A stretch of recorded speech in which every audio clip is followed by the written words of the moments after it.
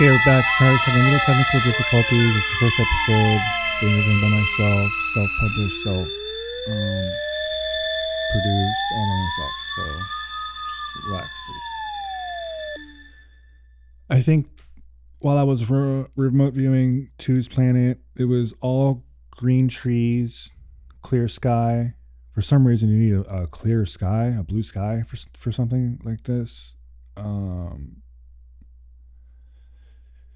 To see this planet, there was a small opening in a forest with the same one that was in that. Remember, I said there was an encasing, a casket underneath the blimp with the large extraterrestrial with long legs and large feet, approximately 6 feet, 6.5 feet.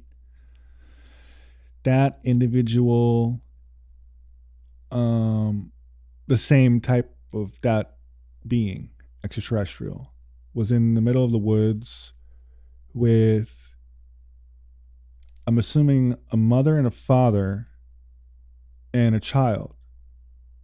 And these purple pinkish beings, their skin color turns maroon in the sun, like a red, if they're in the sun too long or something. In daylight, they turn red or maroonish. They were kind of in the woods and kind of like looking around. Like, they were like, kind of looking around like, ooh, skittish, like, ooh, kind of like holding each other close in the woods. Maybe I was removing them from a tree or something. I don't know what it meant. They seemed uneasy, but they almost seemed like they were acting. Come on, I know an actor when I see one. They didn't seem genuinely distraught. It was a message, I don't know. But I found that interesting. Also, on Two's Planet, there is a giant, and I mean huge, telescope that is made out of this rock that is like it has like a purpley crystallized glistening to it on the outside of this rock. And it's very, very large on their planet. And I believe they can see our planet very easily, like very quickly, like honing in on us. Which is like, okay, we can, like hypothetically, we can look on it on the Amazon tribes, uninhabited, are the ones that are like, they keep to themselves, you know what I mean? We just let them be, do their thing. They're not used to cities, airplanes, stuff like that. We can hone in on those with satellites, telescopes, but we let them be. It's the same thing. I think they're looking in on us like that. Just kind of let us be what they're seeing us. But I think they need a clear sky maybe to do that. That's just an observation.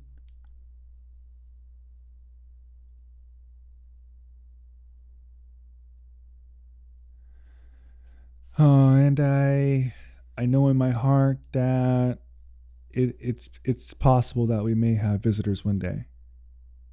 So I'll try to find another topic. Let's see. How about well, I'll go back to my first dream. Like I said, I dream every night.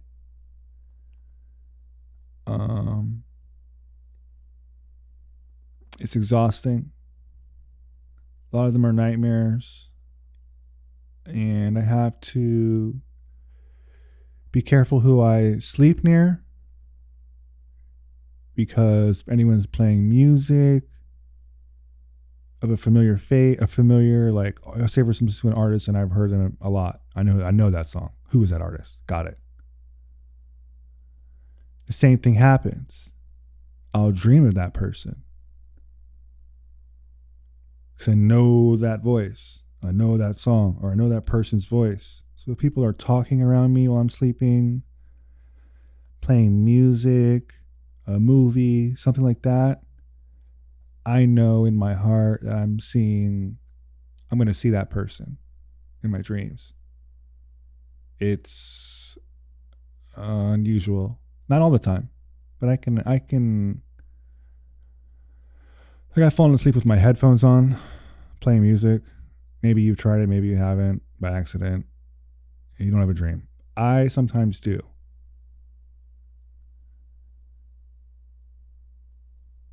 And I think that it's annoying to dream every day, all night, and not be in like a soundproof, isolated room where I'm not hearing anything or anyone. Very difficult.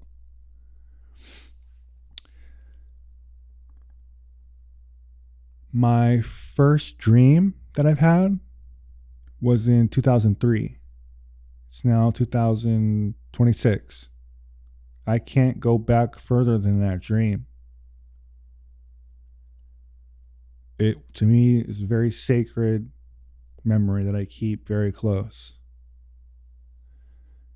It is the oldest dream I've had. I was probably 12, almost 13.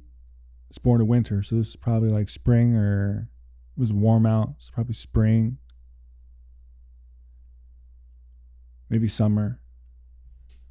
This dream was a large landscape of trees and forest, but kind of spread out with like rocks everywhere, big rocks, boulders. And the dream split to where it morphed into this giant half pipe. There's a movie specifically that's kind of similar, but it like morphed to this giant half pipe where the landscape became the half pipe. And then, well, not the half pipe, sorry. It became a full pipe, which is what I guess they call a half pipe. They got quarter pipes, half pipes, whatever. Look like a half pipe. Half of a pipe. That happened, and I felt like the tectonic plates shifting as that thing happened, which is very abstract. And I remember waking up and I said, I never dreamed that before. That is very unusual. And since that day, all my dreams have been remarkable in that sense.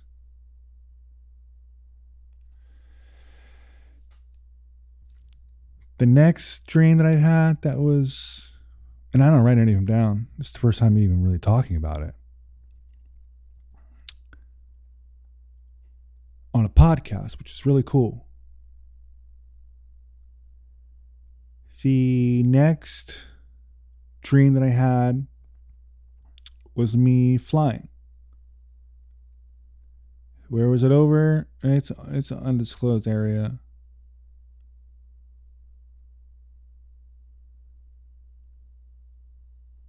It is an old park that I used to play at as a child.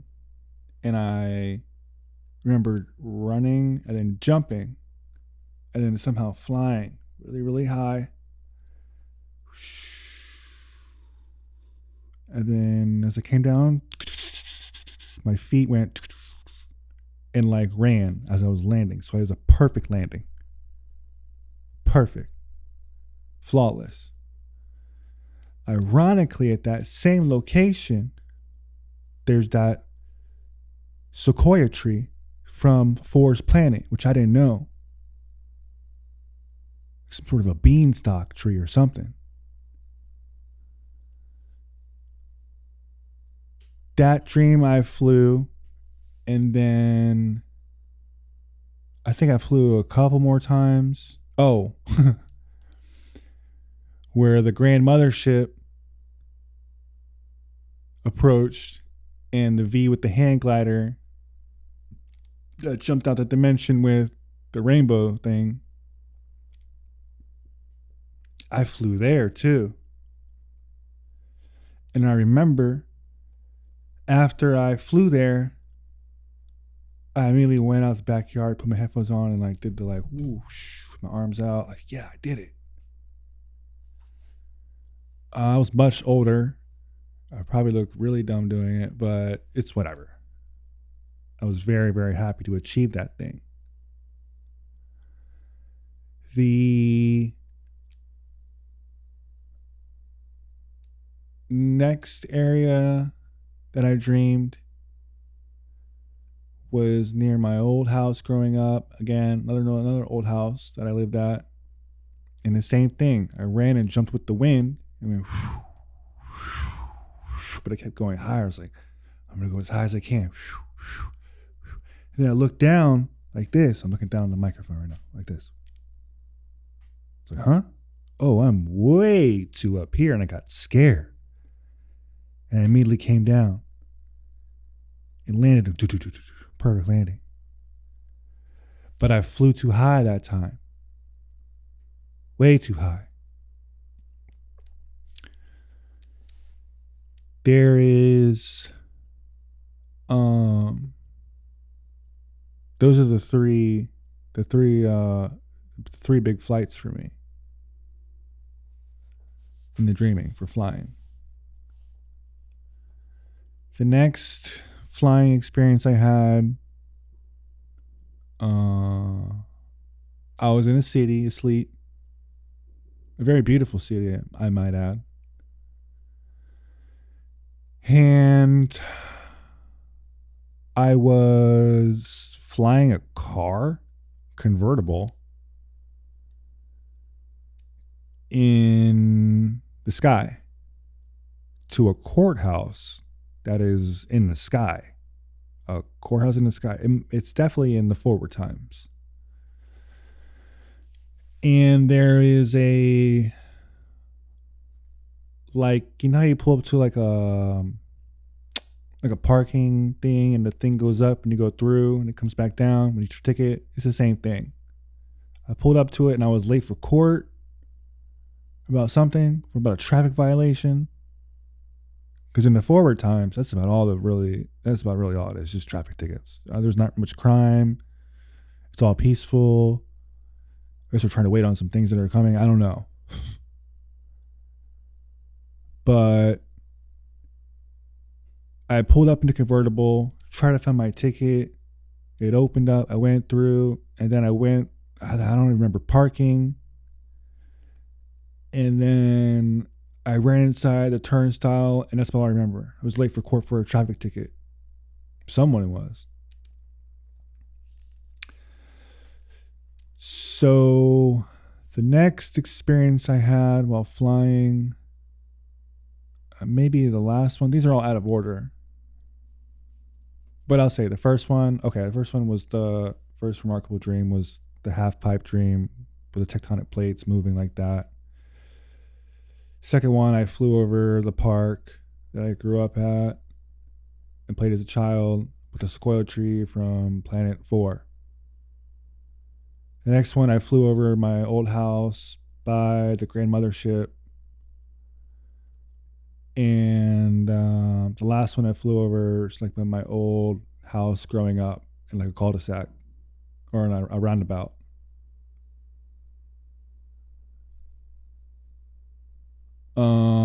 The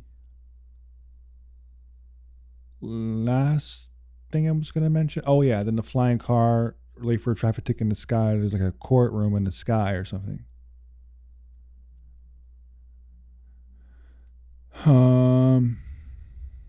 That's it for flying dreams. And I think that these planets see that. If you can do that, if you're achieving flying in your dreams on a consistent basis, and I'm saying half a dozen, if you've done it half a dozen times, you're top tier. Other planets may notice that. You could possibly get an extraterrestrial experience in your dreams. I'm not certain. That's a possibility. So that's it for flying dreams. But I remote viewed once, and I was in a what looked like a chitty. Sorry, I didn't mean to say any names of movies. Dang. All right, chitty bang name. Got one. There you go. It's a convertible car, 50s, look like a 57 Chevy, something like that, old school, maybe 53. I don't know what it was. I'm not good with cars. Something similar to that. Where I'm flying this convertible in the forward times, but it's like a last ride type thing. If you catch my drift. Where when the gas runs out, that's about it. And you drop. And now there's a parachute. So if you're older in your years, and you're like, okay, I'm about ready to croak, say goodbye to my family. I'm gonna go hit this last ride. And right up to the sunset.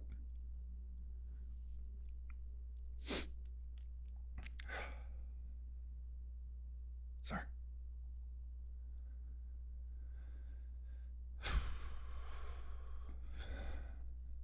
That is a remote viewing thing I had. So it's unique. Furthermore, in the forward times, I believe that there's flying vehicles. And then right before we reached that thing, with combustion engines and EV vehicles and motorcycles, I actually didn't see any motorcycles. Sorry, I'm a motorcyclist. But I got something in store for you guys later. Don't worry. It's all one way on the ground. The whole roads. How they did that, I don't know. Every highway is a one way. I'm not sure why. Maybe there's less accidents, maybe traffic's better, but traffic is moving so consistently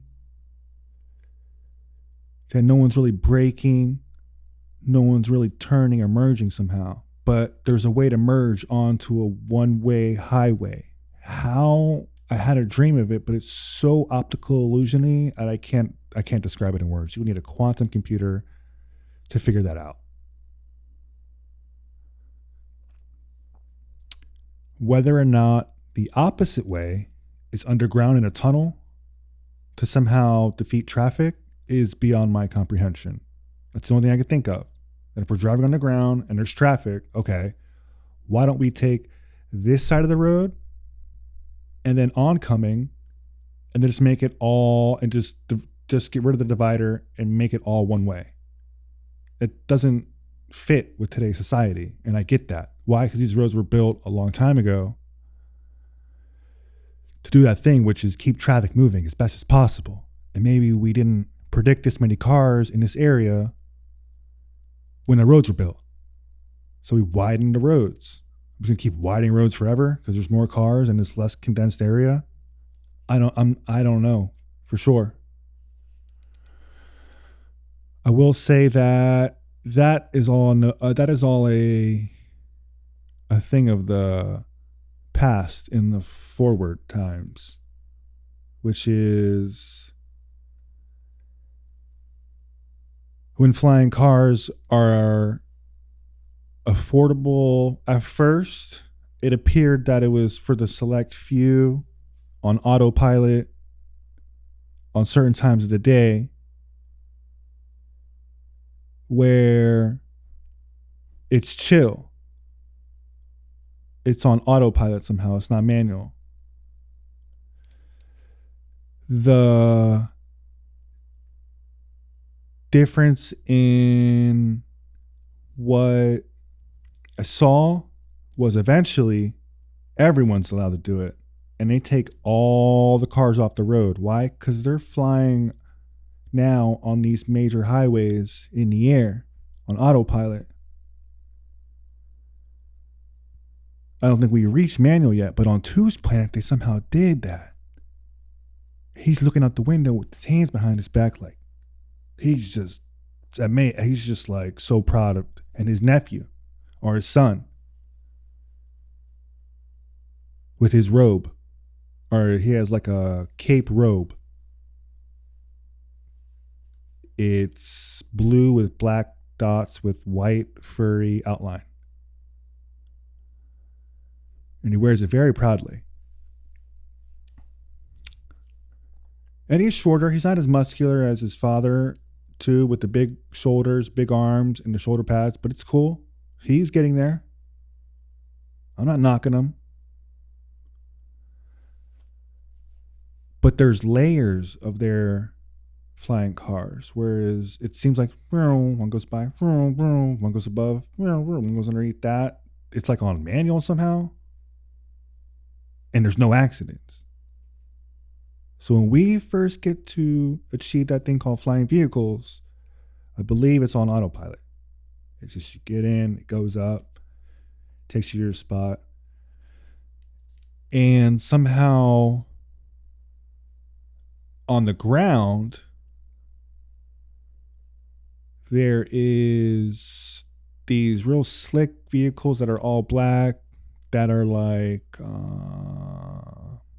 they're the only ones allowed to drive on the road, next to this other vehicle, which is like,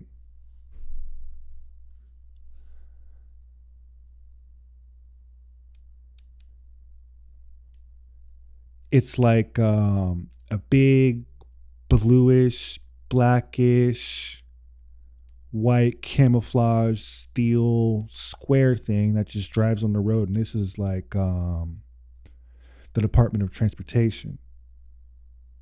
And they just patrol the streets and make sure no one's driving around the streets. Why? Because there's flying vehicles above it, dude.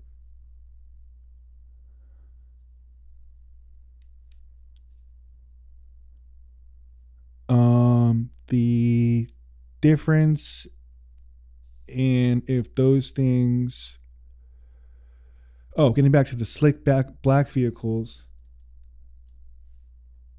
Those are like some sort of agency for the government or something. They're chill, or they're not chill. Not much going on.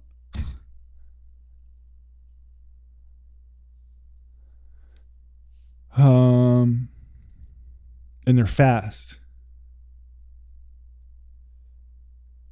So that's kind of where I'm at. I had a premonition in 2014. No, 2000. Oh, sorry. 14. 2004. 2005. Where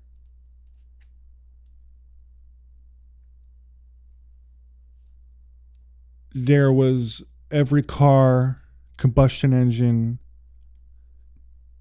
is smashed. Like, you know how at a junkyard they would smash a vehicle pretty small and like place them everywhere to like, if you took a 4-wheel drive automobile and compressed it to a flat pancake, I'm talking like less than a couple inches somehow, compressed it down to a pancake and stacked every combustion engine car as like a sign of, we're sorry what we did to this planet, but we figured it out later, and made a wall of those things as a like a memorial, as a like a memory, like, hey, we're not doing that again. We figured all that out somehow. And stacked all those vehicles up. And these extraterrestrials on Two's planet, the ones that were in that casket memorial swishing around back and forth under that blimp, keeps asking me, how did you see that? They want to know they're trying to figure out who like my teachers were. who taught me all my science, my math, my physical fitness, all this stuff, my technology, music, everything. Little background, a little bit of martial arts, couple months of martial arts background, nothing significant. They want to know all that. Because they're very like, well, how do you see this? No, man, don't worry about it. That's not for you. And we do that. Back and forth. Yeah, I don't want to show you. I got to show you a little bit. I don't want to show you a little bit. So,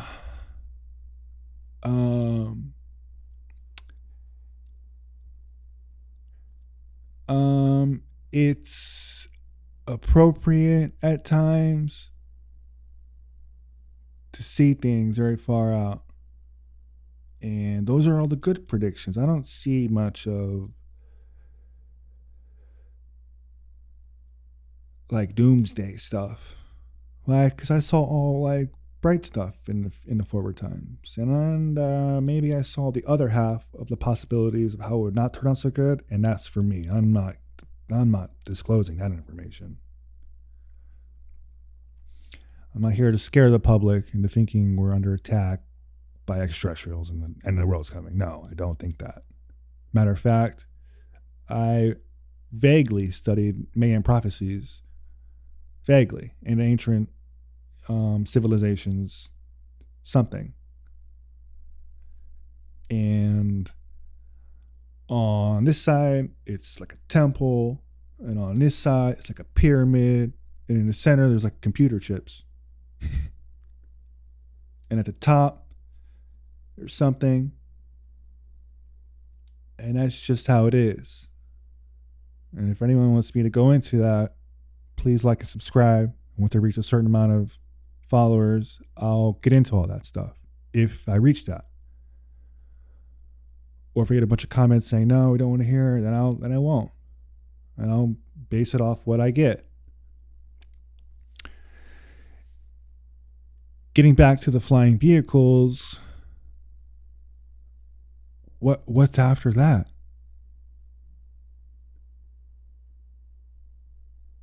What's after flying vehicles? I don't know. I'm not there yet.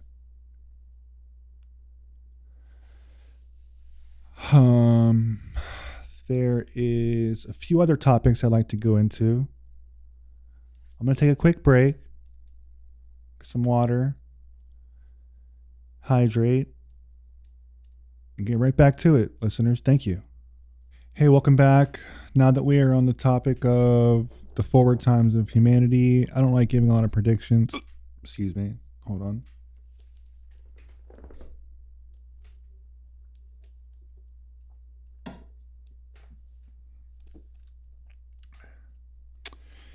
Now that we are on the topic of humanity and the future or the forward times, I give good predictions, not bad ones. So the ability to see that far is difficult, but I am Fruition. That is my name. That's what I go by. What I see for the forward times is, well, I have to take it back a little bit. Well, we had the mirror. Then we had the photograph. I don't know which one came first. Maybe I don't know. Then we had records. Then we had cassettes, CD-ROM, floppy disks. And now we have this thing called streaming networks, which I'm a fan of. Hopefully this podcast will make it to a bunch of different streaming platforms with the help of my listeners. What I see is something old school, new school, and today all merged together, which is humans delivering podcast via vehicle. We deliver podcasts, someone does in this future corporation, to homes, to businesses. They come in little packages and they run off these things called cycles, which gives back to the artist more profits and royalties per cycle. And the streaming platforms that are currently in existence all have tangible products and storefronts, locations. Kind of nostalgic going to the movie rentals and picking up a DVD, a new release.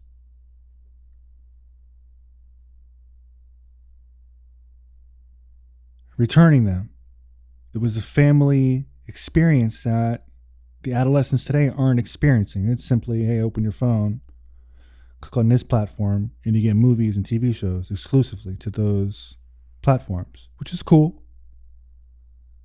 You save money on, here are the pros. You save money. You don't have to buy the tangible thing that, like a VHS player or CD-ROM or Blu-ray. You don't need to buy those things. Hook it up, another wire, another thing in your house, in your on your home sound system thing. You don't have to put a DVD player in there. You don't have to put a Blu-ray. You don't have to put a VHS. You don't need a record player. You don't need that. You can just simply streaming network on your television, your smart TV. Now, the future of those things is merging in an actual storefront where this person invented this thing, which it opens like a dome. You drop in the little piece of equipment and you get a few cycles. You can watch a movie once or twice. You can listen to that album several times. All these different things. And podcasts. And docs. And interviews. And history. And educational. All these different things. New releases exclusively to these things. You might even get a discount on a movie ticket. Get people back into theaters. Get people back into stores to rent these cycles. There's drive-thrus where you can simply just pull up and here you go. Here's your cycles. Thank you. Keep it moving. That is what I believe to be the forward times of that thing. And possibly even further, in many years, the classics, the great sci-fis, the great action thrillers, the great horror films, the great adventure films. Maybe with royalties, we can put our face on the main character. Which would be really cool. But you got to do well. And maybe that'll happen. Those are just ideas based off what I've seen. It might not work, and the streaming networks might not agree. I say forget them and go for it. And get the money back to these artists. But also, let's carry these streaming networks.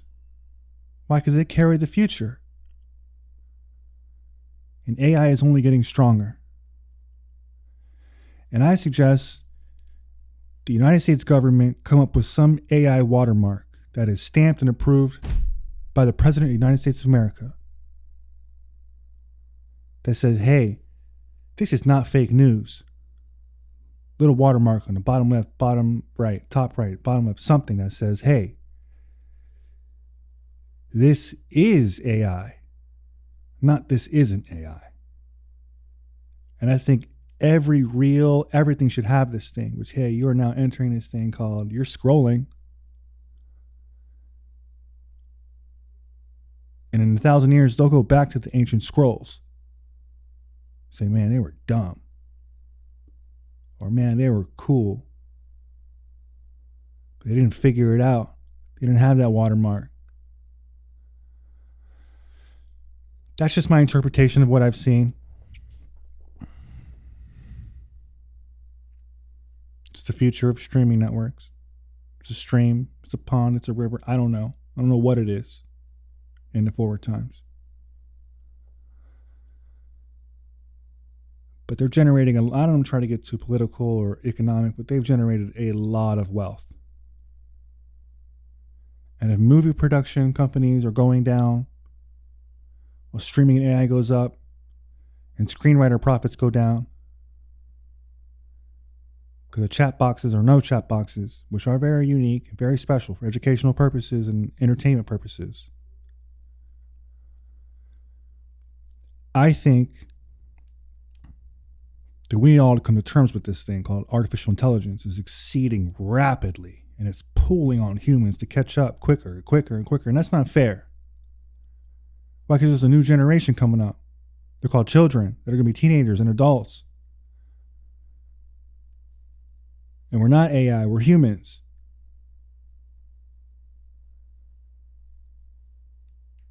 So if these large corporations are generating massive amounts of wealth, and America's housing the top 10 most richest people in the world, that's not ironic. We have a strong foundation here. And the countries surrounding this place called the United States of America rely on us daily. It's not ironic that we house the most debt in the world. That's a good thing. I'm not here to preach, but I am here to say there has to be some sort of change. Immediately. Why? Because things are changing every day. But I will say this, specifically for news on the scrolling. Stop with the fake news. I know we have the paper, we have news stations, we have all this other stuff, but there's a few other things in there that I'm like, wait a minute. Somebody fact check this. You got to go in the link in the bio and say, oh, but this was fact checked. This isn't real. That's scary. So stop it. Care about the thumbnail, how many likes and views you're getting. You're generating profit off it. And the other AI stuff is cool. The first AI stuff is kind of clankety, quirky. But now it's getting better, which means it's only going to get better. I think it's a good idea. If children want to be the main character in these things and they get grades or something, we could do that. Put the main character as a kid's face, and now you're at home streaming on the TV and you get to watch the TV show and it has the kid's face on it because he did well. But maybe all kids aren't doing well in school, and that's okay too. Get them up there.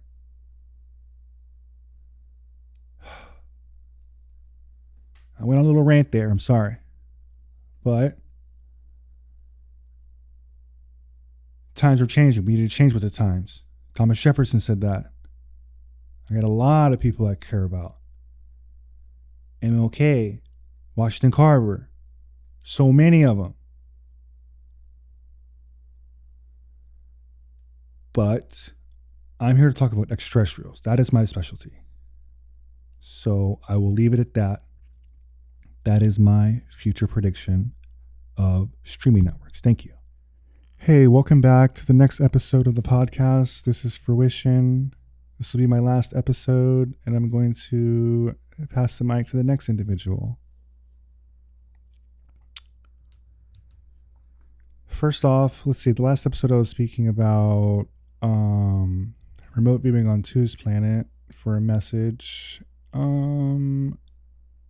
Two's, the leader of Planet 2, has what I believe to be his son or a relative who's younger, who is rising up to take his place one day. I think I was speaking about animals that I was seeing on other planets. Um, his sun wears a long, it's sort of like a cape, but it has a white outline and it's furry, and it has like a bluish, darkish bluish color in the center, a white outline that's kind of furry, but it has these black spots, almost like a furry animal with spots. Just wanted to make that clear.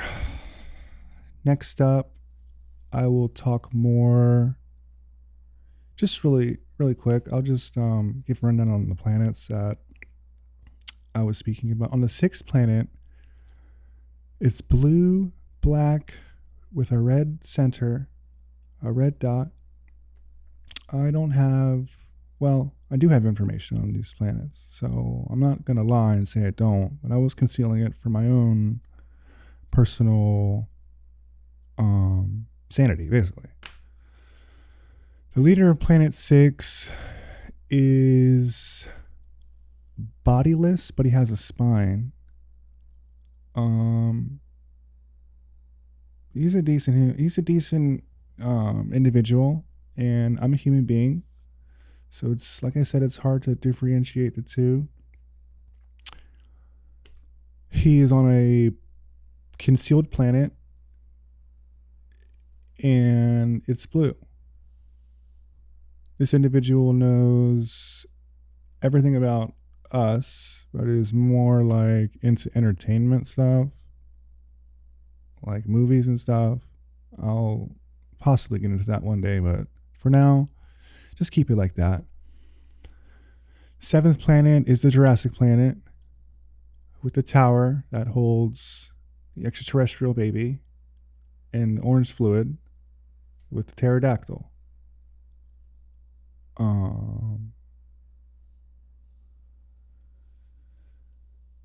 The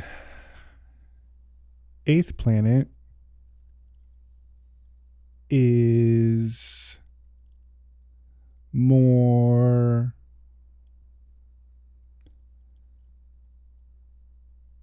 there's a castle on it somewhat, but it's not like a castle. It's more like rock formed with sharp points that are thin, with a gentleman at the top, who I believe is the brother of the sixth planet, which is the concealed planet. That is black, blue, and red. And you get the Jurassic planet, which I just see it as like kind of oranges, but it's not concealed because there's a blue sky. So there's an atmosphere. The eighth planet, which is kind of, I say it like blackish, goldish, lightish yellow. And I don't think it's concealed. Although the only time I can see it is like evening time, nighttime. So it could potentially be darker the majority of their day. I don't know. The two brothers are into entertainment and stuff. So they like, actors, movies, stuff like that, which is pretty neat. I would like to drop new intel on the next planet that is recruited in our chain, Earth. It's a neon green planet, which has an atmosphere. Somehow, some way. I came in contact a few days ago with these beings who are fairly small, and they're on a computer communicating with me.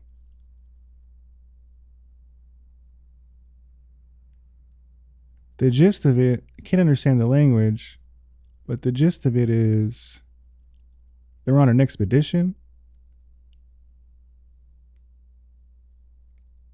You can interpret that the way you want, but that's how I got the message from them. They're very smart. They're very friendly. Although on their planet, which I dreamed of after making contact the night before, or it was like I made contact with them one night in my room, just doing my thing like I always do. And then had a dream, but then the next day had a maybe it took a little while to get communication from them in my sleep. There is like a long median on their planet that is made up of, at least where I was at on their planet, is made up of this goo. I call it the goo. It's this neon green substance that appears to be an organism of some sort that draws intellectual biology to it.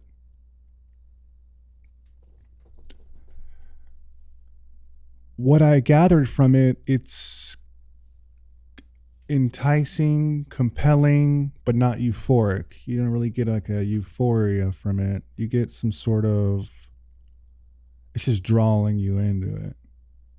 The goo doesn't like take over your body or anything, but just by being near it, it consumes your brain cells, like your smartness, your intellectual ability. It draws from that, and I believe it grows when it gathers that thing called your intelligent level. And we all have it. I'm not the smartest human on the planet, not the sharpest tool in the shed, although I consider myself generally, pretty smart, I guess.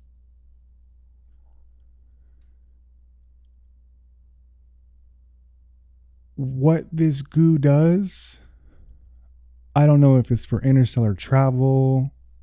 I don't know if it's like it's healing properties, or if it's just an organism that just does that. But I call it the goo. And in this dream, they don't show me their beings. They show me humans. As if, hey, if we show up to the party on Earth, do you guys mind if we bring some goo?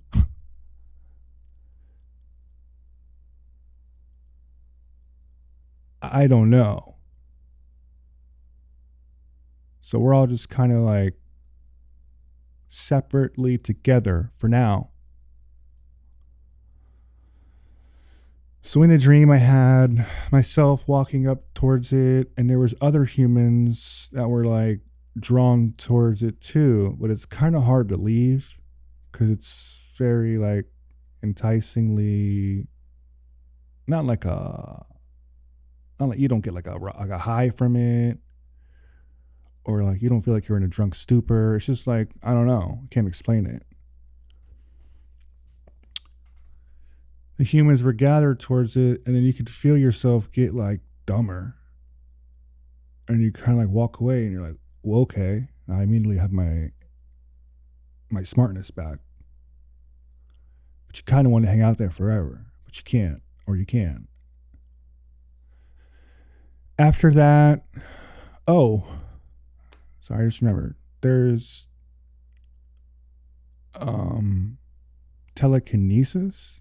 telekinetic properties to it. I forgot. So I do know what it does. You walk up towards the goo, and you can like turn around and move things with your mind. What did I move? A big couch. And it went straight up into the air. I'd say like 50 feet, 100 feet. And I do this thing called my brain power. where I can generate energy from my brain, and usually it just goes straight to the top of my brain. But you can kind of like maneuver it down to your palms and possibly move things. But I don't have any goo.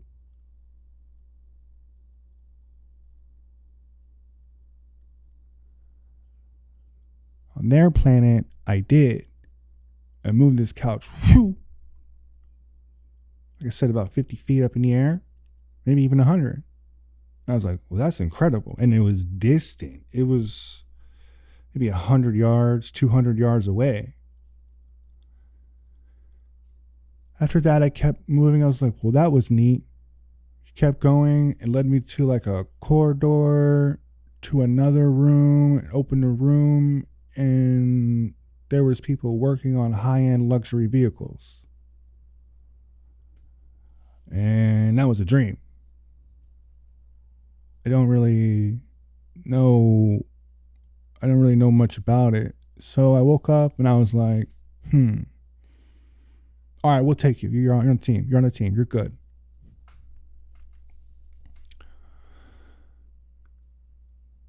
So that leaves us with like 9 planets. We got Earth. We got 2's planet, the blue planet. We got 3's planet. It's usually fuel. The black planet concealed. We got 4's planet, the green planet. The plastic planet, the blue and black planet. Hold on. Technical difficulties. Hold on. At the Jurassic planet, we got the Palace planet, Castle planet, something, with 6's brother.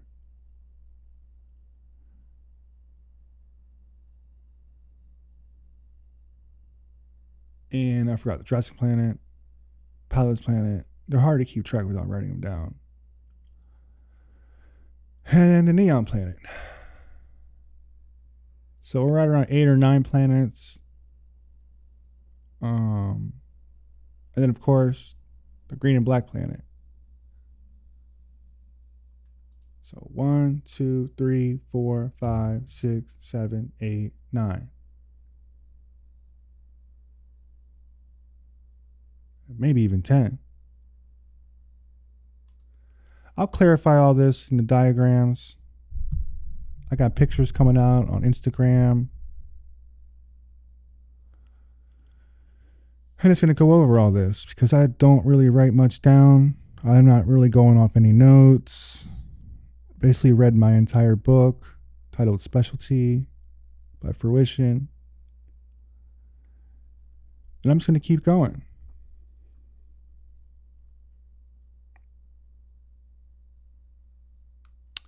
I'd like to, and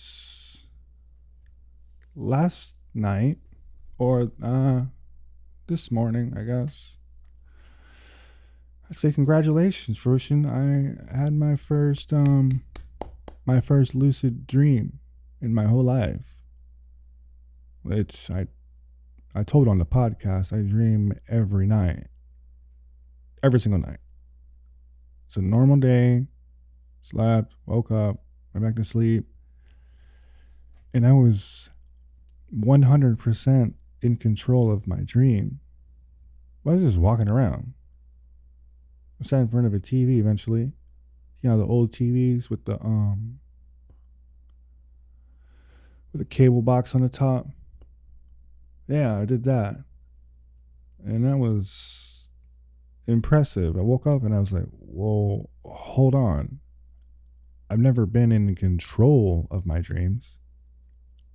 Usually I'm not in control, but I'm always dreaming.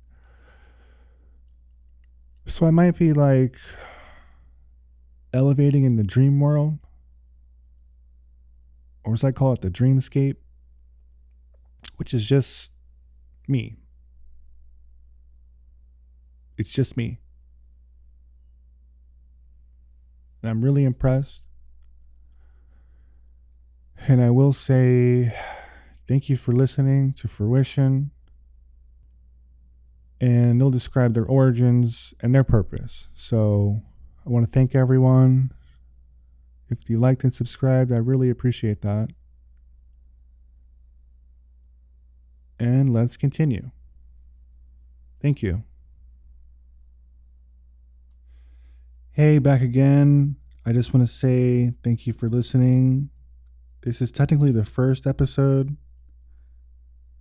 but I'll be chopping it up and making mini episodes that compile this whole podcast. I want to thank everyone who's listened, and I appreciate you.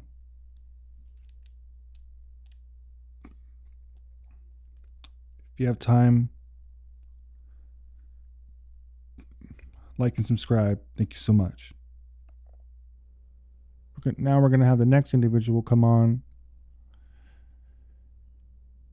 and they'll describe their origins and their purpose. So I want to thank everyone. If you like and subscribe, I really appreciate that. And let's continue. Thank you.